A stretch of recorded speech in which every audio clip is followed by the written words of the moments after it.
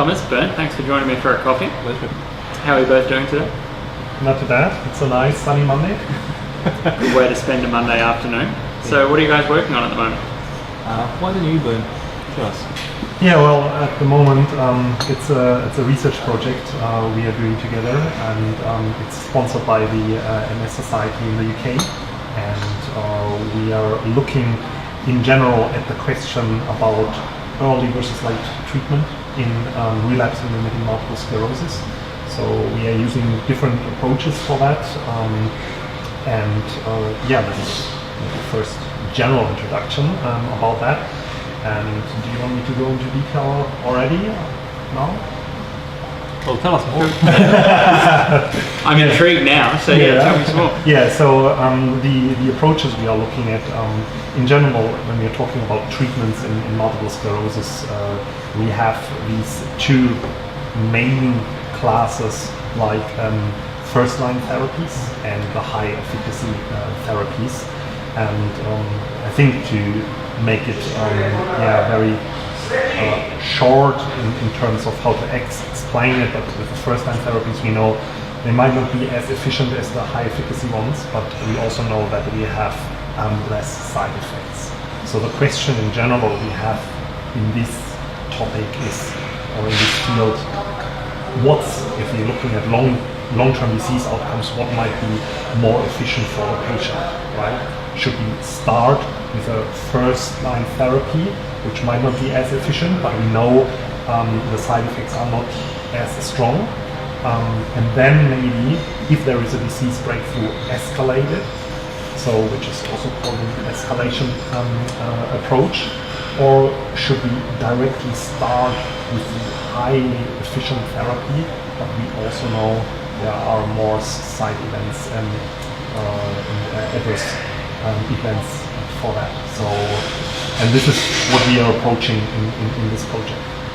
So I guess this is probably something that you have to deal with most days, when you're working in the clinic, that people are coming in, especially those newly diagnosed or people who are, I guess even those that you've seen for a while, making these sort of decisions is something that you would have a lot of experience with. Absolutely. People ask these questions all the time, and that's, I guess, where the question comes from. Because people want to know, should I go on the most effective therapy that you have from the beginning, accepting all the risks associated with it? Or is it okay to start, like Bernd said, on something that is maybe not as efficacious, but at the same time safer, more proven? And as of today, we don't have an answer. We know that high efficacy therapies work better, is without doubt, but can we afford to try other therapies first before people get to the high efficacy therapies? Because there are still some people with MS who don't need high efficacy therapies, who would be fine and whose disease will be well controlled on low efficacy therapies. For those, this would mean that they save themselves a little bit of trouble with accepting the risk of high efficacy therapies. Yeah. So currently if I'm someone who, I've just been diagnosed with MS, how is this decision made? So typically, it's inevitable that we have to direct the attention of the patient to the right group of therapies. Because we have 11 therapies approved in Australia, we just can't simply go through all the therapies one by one. But we make an informed guess as to which therapy would be the most appropriate treatment to start with for the patient on their behalf, and offer 2 or 3 options to them so that they can choose which the therapies would suit them the best. And usually the things that we consider that guide our decision is the acceptability of the side effects and the safety profile of the drug, the ease of using the therapy, and in women pregnancy planning. As to how we take into account the efficacy of the drugs, that's a step that we do for the patients preemptively. So if we think that someone has really severe disease and there is no time to waste, we tend to go in and act quickly rather than start with low efficacy therapies and work the way. So when we're talking about low efficacy or highly effective therapies, what ones go into the low efficacy group or the first line therapies, and what go into the highly effective therapies? That's a good question. I think that what makes the whole project very interesting, that, I mean, if you look at the literature, I mean, you find enough comparisons of new therapies versus placebo, or those high efficacy therapies, sometimes with low or in first line therapies, which were sometimes by the same company. But this is more looking at the group in general. And now with this project, we are really approaching some kind of individual personalized approach. What is the best treatment for the patient?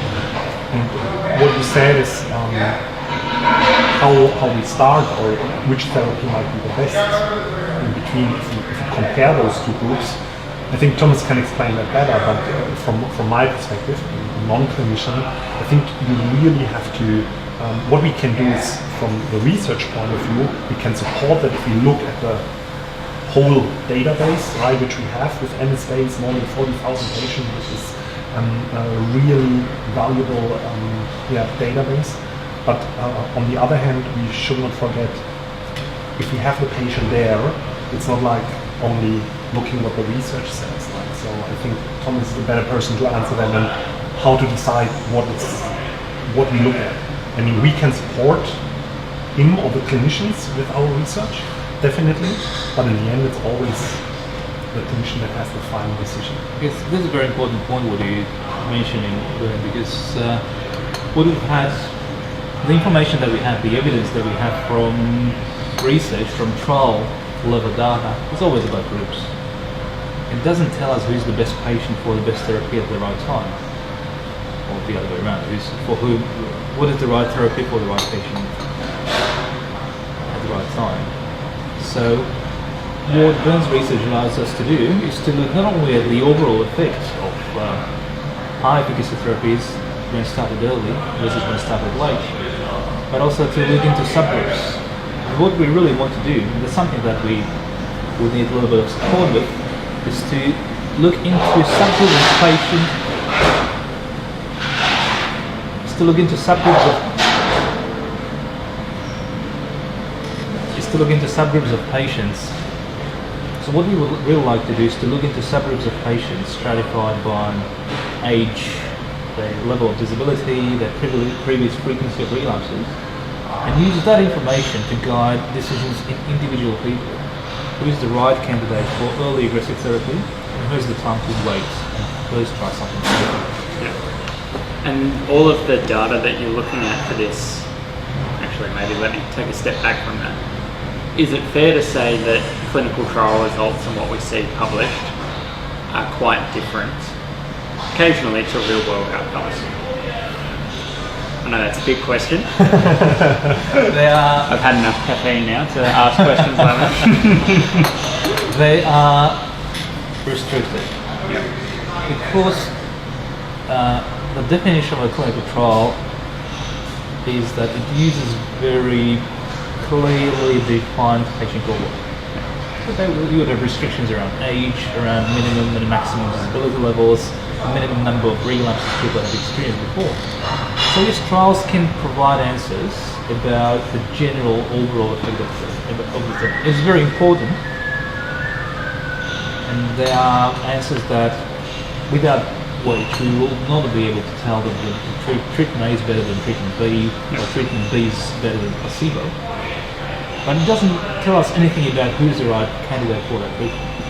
That's for which we need really broad cohorts as variable as possible, which demonstrates the ideal source of information. Yeah, I mean, that wasn't to say that clinical trials aren't useful information, they obviously are, but obviously they're using very select groups of people that aren't necessarily going to be the sorts of people that are necessarily going to be taking that treatment in the real world, whereas this study will be using real world data. Absolutely. Right? Well, I guess, I mean, the thing that I'm always interested in when I talk to researchers, what excites you guys about this project? Because I think from personal experience, being excited about a project is kind of critical to to the success of it, because if you're excited about it, then you're going to be more motivated to get through it. So, and obviously coming from slightly different perspectives on it, from the purely research background as well as the research and the clinical background, what excites you? I think what I really appreciated was that Thomas, for me, being pretty new in that research field of multiple sclerosis, that from the very first start, Thomas made it very clear to me how important that is, what we are doing. I mean, people might laugh about that, but sometimes this is actually the point. I mean, you're doing research and you might think, okay, this might be helpful, where is it actually going? But here there was, as I said, really clear, this is what we are looking at. These are the challenges that we are facing at the moment in multiple sclerosis. And so for me that was, and I also really appreciate for me as a researcher, not as a non-clinical background, to have the opportunity and to attend Thomas in the clinical practice and to see in the end why are we doing that and what is the challenge. So, and that made me really excited about what I was doing, also getting into the literature, what's out there, which is always a good approach to see, okay, why are we doing that? Yeah, because we don't have the evidence. And if you're looking for that evidence on your own and you see, yeah, this is actually true, it makes things so much easier. Yeah. One of the best feelings of the clinic, if a patient asks you a question and you can start your answer saying, we have actually looked into that.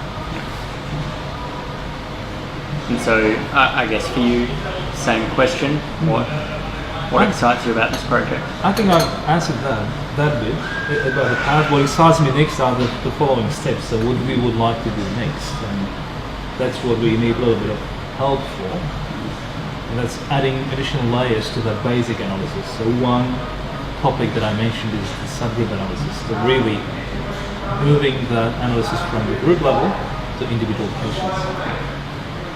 Next step that I'm really passionate about is validation of the results in an independent patient cohort. So it's nice to generate this huge, powerful data set as an space. But we also want to show that this doesn't only work within an space, that this works anywhere in the world.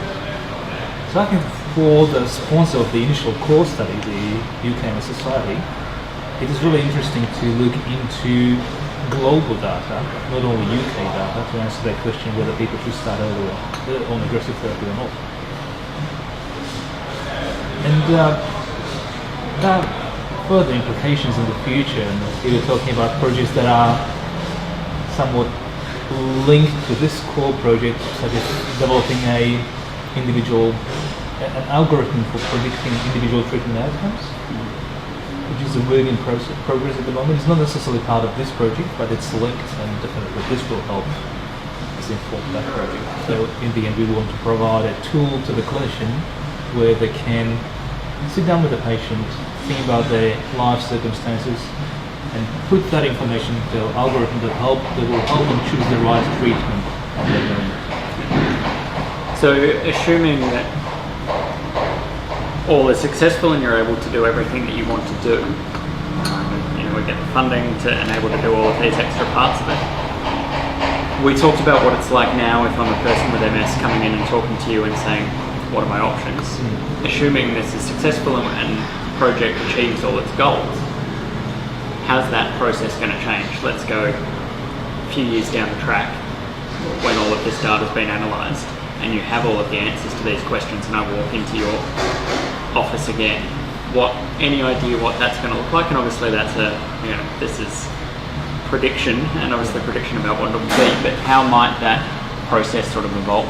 Well, this will sound to me a little bit like science fiction, but actually that's what we do. I love science fiction. So we're trying to predict future for people with MS, so why not? So the adult scenario is a person gets diagnosed with multiple sclerosis. We look at the MRIs together. We talk about what's happened to them, how they presented, what were the symptoms, if there was a family history. Perhaps in the future, when we have more evidence, look at the genetics, look at some of the biomarkers, for example, from cerebrospinal fluid. and use all this. Now we'll put all this information on one neat pile, and use that information to tell the patient, okay, this means that if we don't treat your disease aggressively from the onset, we're at a high risk of developing substantial disability over the years. But if we can start you on a highly effective therapy now, we can prevent that. That's the overall. And that. Sorry, and don't forget that although it's a massive project, we are only looking at people with relapsing remitting multiple sclerosis at this stage, right? So in this project, and so I think there's also a lot of more to explore if you think about the other variants of multiple sclerosis. And what Thomas said, because that's my background with the MR imaging, and I think there is a lot of going on in the field at the moment. How valuable is MRI for multiple sclerosis? And I think that's something interesting to follow. I can't predict that at the moment. I don't know whether Thomas can, where we will be with the additional value of MRI in 3, 4, 5 years for MS. So to break that down for someone like me who doesn't understand all of the complicated work that you're doing. We got a little bit excited. No. It makes sense, but I'm trying to simplify it in my own head. Is it going to be a person comes in, you take all of this information, put it together, and how you make that decision is then you go, well, look at all of this information that we have, and we find the 1,000 people who looked most like you in terms of all of this information that we've gathered, and of those 1,000 people, 80% of them did the best when they were on drug X, so this is what we're going to try you on. Is it sort of like that instead of looking across a big cohort, you go, well, we know people who looked like you based on this information, and we know what their outcomes were. Is that sort of how it works? So there is a simpler approach and there is a slightly more complex approach. Okay. The simpler approach is actually quite straightforward. You are a male of 30 years and Close enough. and you had your 2 episodes, the second one defining your episode in MS, always presenting with, say, loss of vision in one eye and the good followed by good recovery. This is actually, let's say, fairly good prognostic sign, even though being male slightly increases your probability of accumulating disability. But overall, in Bernd's analysis, this group of people were fine to start on low efficacy therapies and only switch if they experience breakthrough results. Therefore, I'm going to suggest to you that it's okay to start on this safer but less effective treatment. Yeah.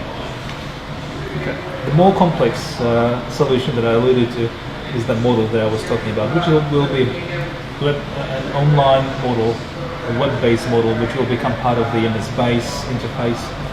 People can actually clinicians can come with a number of different variables, different patient characteristics and the disease characteristics, punch in the data. If they're already collecting the data through MS base, they don't have to punch in anything, they just use the data that's already there, and get calculations or estimations of outcomes for different domains in MS, relapses, disability, accrual, and other domains over the next 4 years. So Brett, can I ask you a question? Sure. So I mentioned, we got a little bit excited about all our visions, what we want to do in the future and where this may lead. And I mentioned all possible projects that we want this to lead into and build on the core project. But as always in research, the resources are the limitation.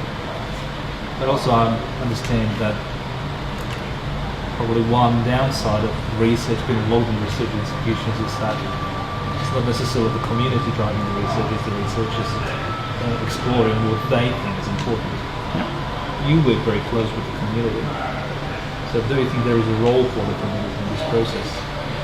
Yeah, definitely, and I think that this is something that we've heard extensively from our community, that they want to be more involved in driving forward research, and that they see their role in that in a number of different ways, whether that's participating in studies so that they can use their experiences to help provide more data, whether that's using their experiences to help provide research questions. And I know that we've seen that before when we did our first Q&A with you in our community 3 years ago now, it probably was, where I know that you went away from that and said some really interesting points were made in this. I'm going to have to go back and watch the video, and we might be able to look into these using the data that we already have.